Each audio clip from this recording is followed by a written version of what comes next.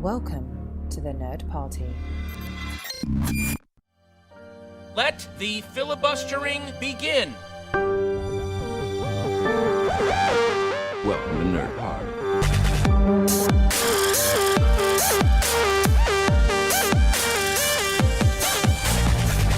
Hello and welcome to our latest podcast interview from the Edinburgh International Film Festival. We've been so lucky to meet with some amazing acting talent and behind the scenes names, and I'm excited to share our conversations about movies, the festival and cinema with you. Today's interviews are the writer and star of Just Charlie, Peter Machen, and Harry Gilby, who plays the title character Charlie. Charlie, a young football prodigy, has a bright future in front of them. But when they come out as transgender, suddenly life for everyone is turned upside down. All Charlie now wants is her friends and family to accept her and to live as her own self, but some people take longer to accept this than others. Hope you'll enjoy our discussion. Thanks again to Harry and Peter for giving up their time to talk with me. Enjoy. So how did you end up getting this role? It's quite a unique role you've taken on. So basically I go to this place in Nottingham called the Television Workshop, and I go there every Friday, and from that I sort of get like castings and auditions and stuff. I mean, they'll come around maybe once a month and all that sort of thing, so they're quite rare. And Just Charlie came up, and Nick, the person who runs it, he put me up for Tommy because he thought I'd suit Tommy better than Charlie, which Travis now plays. And so I did the first auditioning for Tommy, and Rebecca sort of thought, I'm not sure whether you suit it very well because you're just not, I don't think you're laddie enough, you know what I mean? So then she put me up for Charlie, and I came out of the audition, the first one, and I actually didn't think it was like the best audition I've done.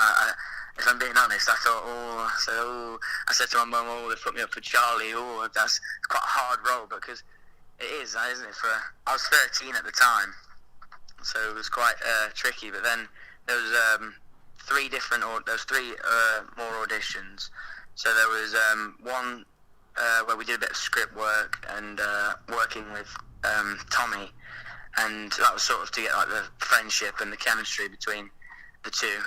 And then the final one was the whole day, and that was really hard. It was very hard. We had to like do different exercises, different movement for how a transgender person would walk, so more like a lady sort of thing, and Peter did a lot of work with everyone on that, which was very helpful. And we did a monologue that was said to, in my film, it said to my nan. I don't want to give too much away, but it's about, because she's very sort of against it all, my nan in the film. So I did a monologue towards her on camera, and that was sort of the final part of the day. And that was sort of that was the biggest part of the audition, I'd say, really. And there was a bit with Steve that was doing the scene with the flannel in the film. I don't want to spoil anything. Of course. But but that scene there was quite a hard sort of scene. It's probably one of my favourite scenes in the film, that one, and we did that a couple of times. And that was sort of the audition process, really. I mean, I don't know. I think it was maybe 4 weeks maybe afterwards from that final audition that I heard. That was the process. So when you find out that you've kind of got a role like this, like as you say, it's such a big one to take on, how do you kind of prepare for a role like that? What's your kind of process for researching? Did you meet people? So basically I spoke to a lot of transgender people, and there's a person at the TV workshop now who has gone from a girl to a boy, and he's called Ben, and he's like 20 now, and he in fact auditioned for the role because Rebecca wanted to try and audition as many different people as she thought. So she auditioned transgender people, she auditioned boys and girls to see which one would work best. And because of all that he knew about everything, because he's only quite recently turned. And I spoke to him about sort of the family relations and with friends, and how in a toilet or a changing room, which one would he now go to, and those sort of things, really, because they helped with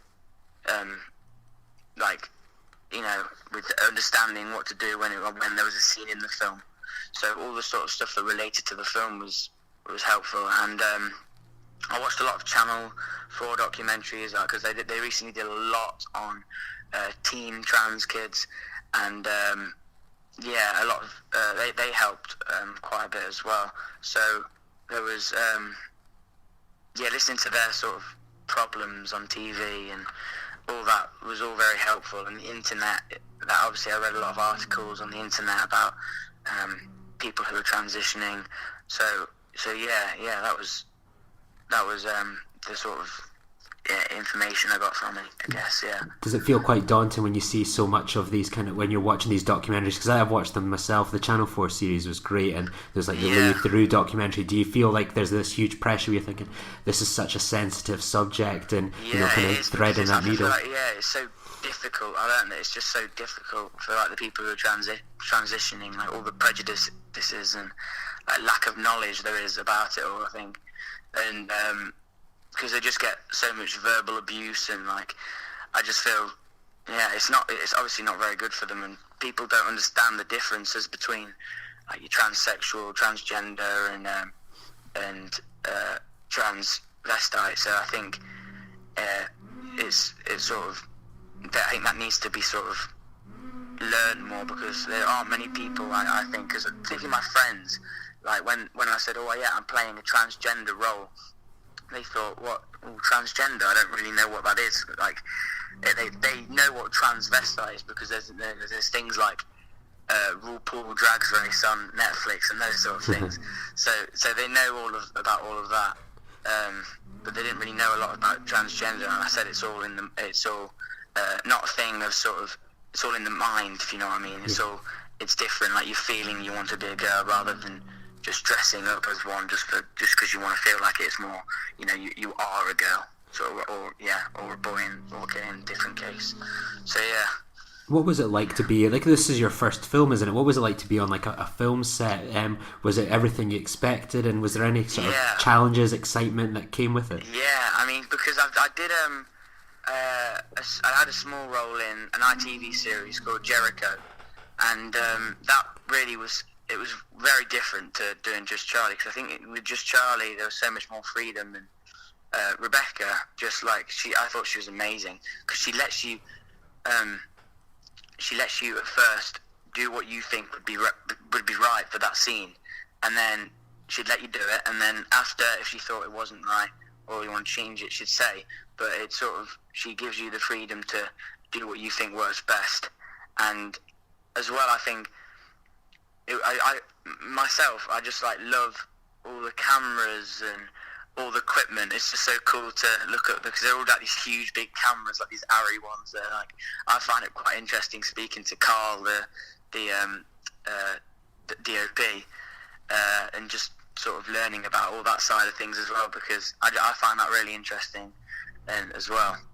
And I think because there's a lot of obviously waiting around and sort of standing waiting for the next scene and that sort of thing, you get to talk to the different people about like what they're doing in their career and stuff. Like Erlene, the editor, she's been doing like brilliant stuff on like Daniel Blake and all these big like films, and just to hear about what like she's been doing and all the just different people, about like some guy on the lighting was doing Game of Thrones, like just to hear about their sort of what they've been doing was pretty cool. I thought, so I think it was all cool. I mean, sometimes it was a little bit stressful when you're doing a scene where there was a scene in particular, one I was talking about earlier with the flannel. Mm-hmm. We did it, I think it was 3 times, 3 different takes for it. But the first time I did it, I thought, oh yes, I've smashed that one, because I thought, I've I've given it all on that, and then I found out that the camera wasn't on me, and I was a little bit annoyed. But and then Rebecca said, "Oh, we did Scott for that scene, so for that take, so we'll have to change it again and do yours." So I was like, "Oh, okay." So that's quite hard to sort of get yourself in the mode after you've just done a really hard sort of take to try and do it again. That's I think because with theatre you just do it, one time and then you get instant gratification from it. It's sort of a long process doing film. Absolutely. So, yeah. And like obviously the film's getting shown on kind of the film festival circuit at the moment. Have you been able to go to many of the screenings, and what have been kind of the reaction to the movie from kind of the people that are watching it? It's doing really well at the moment. It's just won an award at Lynn Festival for Best Film for Youth, which is amazing. And Peter went up to represent that, and then it's going to. I went to Mexico in March, and the way it went down there was just, it was great. I mean, it didn't feel like it was in this, it was just, it was crazy over there. I mean, not the real world, really, I thought, but it was, there was a transgender person in the crowd, in the audience, when the first world premiere screening for it, and she was saying, I think for me, that the best compliment that I've had so far, she said, I've seen a lot of sort of transgender movies and that sort of thing, and the way that this film is directed and obviously performed by everyone in the cast and everything, she just thinks it's so real and it's relatable to trans people, and not so much with other films that she's seen in the past. So I think that was just a really nice and great thing to hear, really. So that's obviously a great sort of sign of how well it's sort of gone off.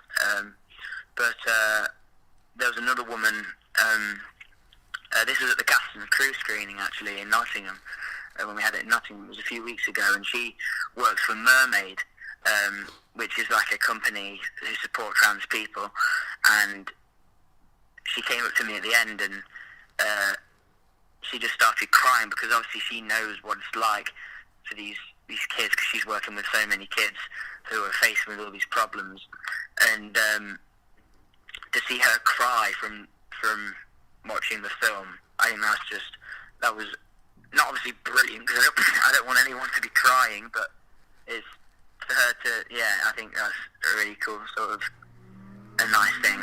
It just must feel like all that hard work that like you've all put into like creating this movie is just paid off when you see such like positive reactions. Yeah, I mean, I think everyone's just done so well, because I think Karen and Rebecca in particular, they've just done amazing, because they've been working on this project for years now, and it's their sort of baby, really. It's their thing, and to see them on that staying at the front of the stage in Edinburgh last week and present the film, I think that's just, I mean, pat on the back to them, because they've just done an amazing job, and Peter as well, who wrote the script, he's done an amazing job, and I just think, they've worked so hard on. I mean, they've been borrowing money. They've been, they've put everything into it, which I think is just so sort of. I think it's just brilliant, really. They've just kept on going, and they've done whatever they can to get this film done, because I think as well there's not many films that have in the past that have like been about a trans kid, and to sort of hear the story of a boy transitioning to a girl is they've timed it bang on. I think they've done it at the right sort of time, because there's obviously the Danish Girl, which is a sort of similar story, but that's of an older sort of person. So I think to do the story of a younger person is great, and they've really found a good sort of idea, and Absolutely. And finally, what's next for the Just Charlie film? Is it going to continue on the circuit for a wee while? Are you excited about a potential release? And what are you going to be working on yourself? Yeah, so They are at the moment. I spoke to the sales agent at Edinburgh, Floriano, who works for Media Luna, and he has said that for the next year or so they're going to be going to different festivals, and they're doing a big festival run, trying to promote it in different places. So they've done Mexico and Edinburgh and Zlin and I think San Francisco, Frameline, and Shanghai, and there was a Lovers Film Festival in Turin as well. So they're getting around, and I think that's just great because obviously people are seeing something that's different, and it's obviously good because the amount of festivals, that's obviously a good sign. But then Floriano was saying that there's a lot more to come, which is good news, and I think they've sold the rights, some of it, to North America, and they've sold to China as well. So, I mean, obviously I don't know a lot about this because they don't really tell me that sort of side of things, but and then after that they're just trying to find a distributor to sort of get it out there, whether they choose something like VOD or like cinema or TV, that sort of thing. So they're sort of a bit indecisive at the moment with where they want it to go. I heard Rebecca would like it to go to cinema because that's where she feels it gets seen the most. Because she thinks TV is sort of, it's a bit like theatre. You see it once, say at 8 or 9 o'clock on one night, and then it's gone. And I think that's sort of where she's at the moment. That's where they're all at, of where they wanting it to go. But as far as I go, I want to now try and find an agent, because at the moment I don't have an agent. I'm just at this television workshop, which, don't get me wrong, is brilliant because it's such a great sort of foreground for platform for going to different things, because a lot of people know about the television workshop. Like Jack O'Connell went there, and Toby Kebbell and Vicky McClure and stuff. So I feel like I'm in the right hands at the moment. So I just need to keep plugging away with auditions. It's been a bit of a steady year this year, I have to say, because of my age, because I'm 15. But I've just finished my GCSEs, so I'll get back on it this summer and after summer. Yeah. Excellent. Well, thank you so much. I thought it was a fantastic performance, and you all should be really proud of the film you've made. And I had a bit of a tear in my eye at the end, so you've made me cry as well. So thank you so much, and all the best for you in the future. Oh, thank you. Yeah, thanks for talking. We had the premiere on the Friday, and then on the Saturday we had another show, and in the afternoon we did Q&As for both. And it was very interesting, really, to get the kind of feedback that we did. There's people from the, I hate saying community, because it's, I like to think of us all as being all together in one community, but there were people from the trans community that came to see the film, and they were very positive and supportive of it.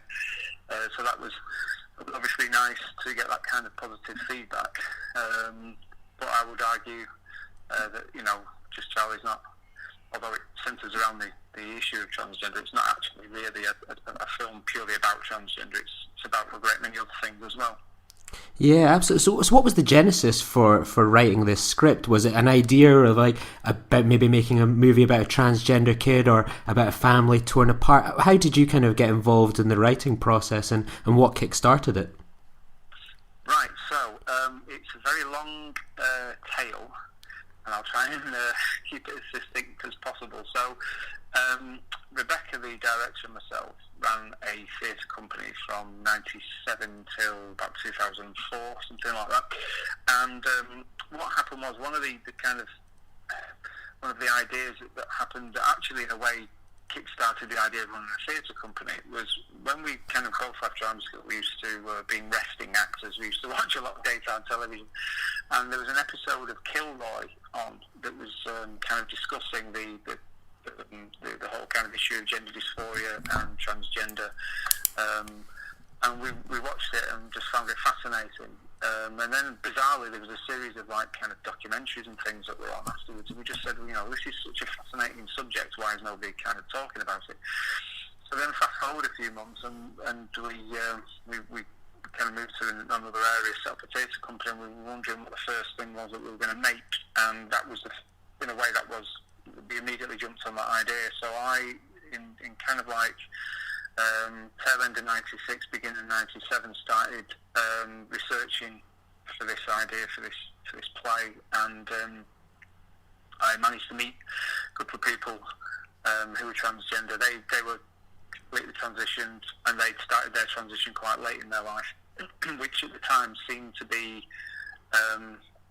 like the norm, really, within kind of with people with gender dysphoria. It seemed, because there was no real support, there seemed to be people kind of hitting a point in life where they just simply couldn't take it anymore, and they had to live in the gender that they believe, you know, that they felt they were, rather than the gender that the world told them what they were supposed to be. So I went off, read a lot of books. There were some fascinating books out there. There's a lot of biographies out there by people with transgender. So April Ashley, who kind of quite famously was married to a lord, and when they were divorced, it's because of that particular case that a lot of rights to do with transgender people changed.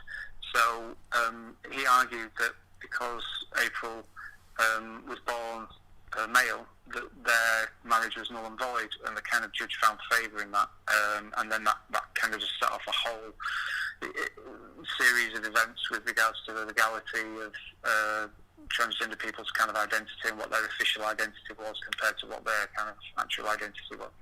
Sorry, a bit of a segue there. That's no problem. So then we did I wrote a play called Killing Larry, which dealt with when you first meet this person, you meet them in the womb, and we presented this idea that you've got this physical body and the actual kind of identity kind of nestling side by side, and then kind of Larry is born into the world, and actually he's confused by the fact that they actually see themselves as Laura. And then it was a two-hander. Rebecca and myself performed in the piece, because she used to be an actor. And it just dealt with from birth till the moment when Laura is on the eve of going for transitional kind of surgery, for gender reassignment surgery. So we did that play. We took it up to Edinburgh in '97, and critically we did really well. We were kind of picked up by a key venue in the Midlands. We performed there, and then the Regional Arts Board kind of got interested in us. So in a way, the whole issue of transgender is at the centre of my kind of creative life, because without that play and without that issue, I would never have carried on running the theatre company. I would never have managed to receive Arts Council funding, and I would never have, I suppose, carried on with this idea that I can write stories and make theatre. So it's become an issue very kind of close to my heart, though I've never personally experienced that issue of gender dysphoria. So that's where the kernel of the story started. And then if we fast forward to 2011, I think, Rebecca decided that she wanted to stop kind of the whole theatre thing, and she really got interested in film and had started to look at how to make film and things. And so we were discussing making a short film, and she said she'd always wanted to revisit that issue of transgender, but wanted to look at it in a different way. So we were talking about things, and it was Becca that actually hit upon the idea of, well, what about how, because again, what happened in the interim, there's been this whole slew of kind of interest and about gender dysphoria and transgender, and what was fascinating that we found was nothing had changed in the nearly 20 years since we created our piece and shown it to the world. Nothing had really changed. We knew that there'd been a few of the films that had been made kind of dealing with the issue, but nobody had ever really seemed to look at it in the way that we felt it needed looking at. So we had an argument because I didn't want to actually write the short film. And I come up with an idea, and then she said, well, maybe we'll look at it slightly different way. So I said, okay. I went away, and then I kind of looked at it and sat down and wrote a film called Something Blue, which Channel 4 got very interested in, and we just sent that film off on its way. It went to lots of festivals all around the world, far too many for me to say, because I've just lost count of how many it went to and where it went. And it did very well as a short film, and we both said that we would like to turn it into a feature at some point. So then I got interested in lots of other things, and there were other ideas that I had for writing, and then one day we were talking about doing Something Blue as a feature. So I tried. In fact, I tried over a couple of years to try and write that, but we were keeping the original title, Something Blue. And then I said, I don't want to do it because I just can't get a new angle on it. I'm struggling. And then there was another writer we got on board who Becky been kind of like working with, and it was a shame that because stuff that the writer was writing, it was very good material, but I'd lived with and knew quite a lot about the whole kind of process with gender dysphoria, and because of the contact I'd had with people and all that. And we were kind of asking a writer to go from 0 to 60 with an issue that is quite a kind of difficult thing to get your head around when, and there was a bit of a pressure really on the writer to kind of write. Anyway, I decided to, like a spoiled child who's thrown his dummy out, decided he wanted to get his dummy back. So I said, no, I'm going to write it. It's mine. And I went away and tried again, and I was still struggling with it part of the concept, and it seemed to be attached to the title because we had this, Becky and I had this argument and conversation. In fact, a lot of our good work comes out of arguments. We have worked together quite a lot over the last 20 years. So she came up with the title, Just Charlie, and as soon as I sat down and we had that title, I wrote it in 3 weeks. So it was just a simple little thing that really altered the course of how that film was written. I managed to speak to some other groups, people from Tavistock. There's a doctor there called Beverly, fantastic in helping me with regards to what the kind of actual nuts and bolts and process is when people are referred there. Because it was very, very different when I first started, obviously, years and years ago looking at this. Referrals were very different. The process is similar, but what seems to be brilliant these days is young people have way more support than they did 20 years ago. It was difficult enough for adults to get support, but now there does seem to be more and more. There's a fantastic organisation called Mermaids who deal with families who are kind of help, coming to terms with a child with gender dysphoria. And just getting some of the information and the feedback from these groups really helped shape the world of Just Charlie. But what was fascinating to me was that the processes that people go through are exactly the same as regardless of age, are exactly the same kind of psychologically that people kind of go through as they were all those years ago when I wrote Killing Larry. So because of that, it kind of felt to me that there was like empirical kind of evidence, because there's a massive argument out there to do with the idea of treating gender dysphoria as a mental health issue. And I'm a bit kind of wary of that because of just the whole idea of what we consider to be identity. Because essentially for me that's what is at the very heart of the story of Just Charlie.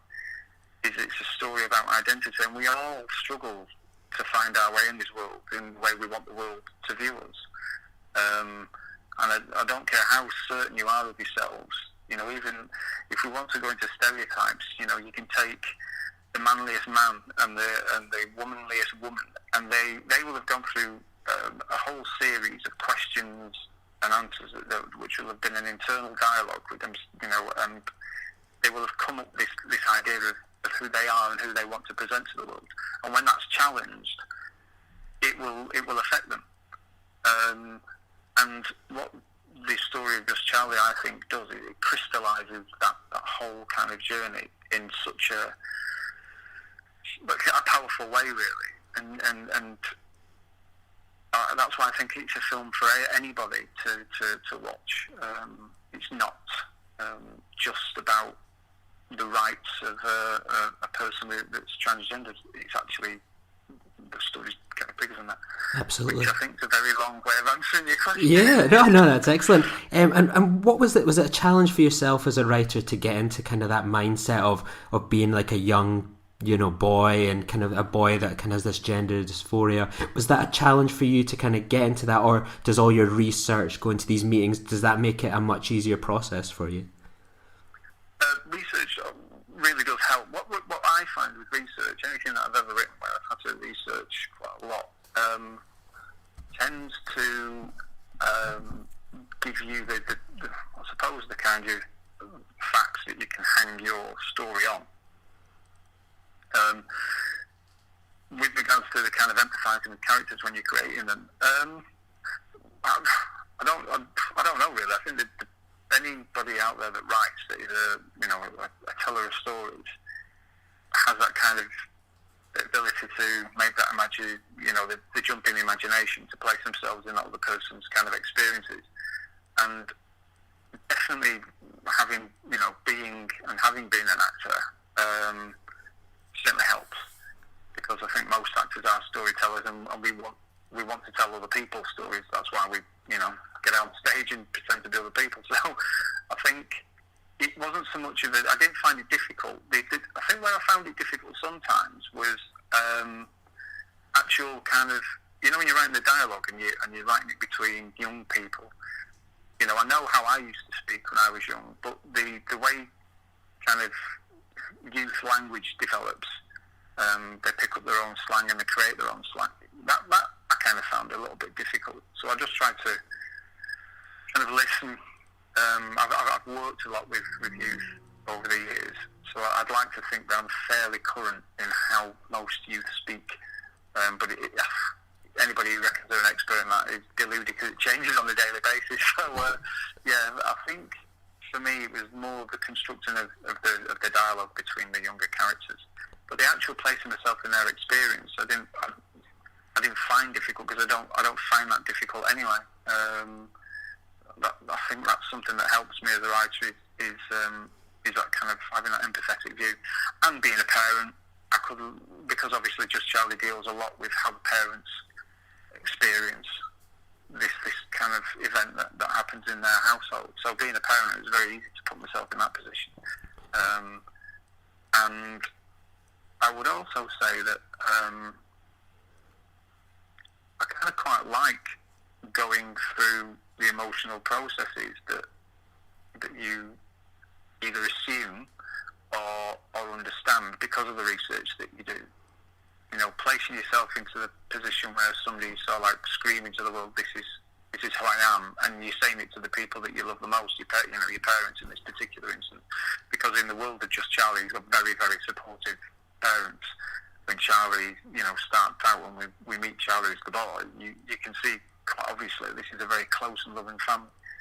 So for somebody to then have to turn around to these parents and say, well, actually, this is the person who I am, I just imagine the worst possible thing that can happen, which is Charlie's relationship with Dad just falls apart, and that's quite close.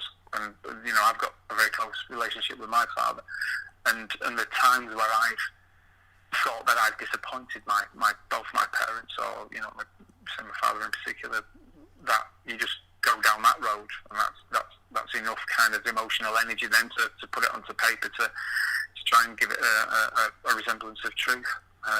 So I suppose the short answer is no, I don't find it difficult. Yeah. And what about yourself? Obviously you took on an acting role as well in this movie. When did you realise you would be, a kind of an actor in this as well as a writer? Was that something that happened early on, or was that something that just happened in casting? We thought, well, I've written this role, I quite fancy a crack at this one. Well, when we created Something Blue, which is the short, I played the father. And what we realised was, when we got to kind of feature, there was a couple of things that you have to consider when you're making films, which is practical things, which might not be right, but at the moment it's the way the industry works. And we knew that we would have to get in the mother and father roles, we would need to cast actors that had considerably better CVs than mine. And I also had said to Rebecca that I didn't know if I actually fancied kind of playing the father role in the feature. I think I actually kind of felt it was maybe time to, because I'd already played the father in the short, and obviously I haven't written it, and there's a lot of things that you're kind of carrying psychologically, intellectually and emotionally with regards to the piece. So I think I possibly would have felt the pressure a little bit, actually, if I would have decided to have played the father. So it was more of a case of, one, practicality. We needed more experienced actors in front of camera to produce those roles. Because it, from a producer's point of view, it gives you more confidence in being able to kind of like raise the finance to actually get the film made. So that's just, a practical kind of thing. But also, I actually think I was too close. It's better for me to not try and portray that kind of role. So when I created the role of Mick, who's funnily enough named after a Manchester City legend, because I'm a Manchester City fan, I just thought, well, this is I can write myself a nice role, and it's an interesting role as well. And the more I thought about him, the more I thought, well, actually this is quite challenging, because our concept and our perceptions of people that are coaches in sport is one thing, and I wanted to try and play with the idea that my experience of people because I used to do a lot of sport when I was younger, my experiences of people that are involved in that kind of area, and it doesn't matter what sport it is, be it athletics, rugby, football, whatever, every now and then you meet these people who are just simply amazing kind of people, and go completely against your expectations. And in a way, that's what Just Charlie, the whole kind of film, is about as well. It's about how we view people. We constantly pigeonhole people. So with Nick, it was nice to kind of play with that idea that actually here's a very supportive individual who does something that's quite positive, albeit in a ham-fisted kind of way.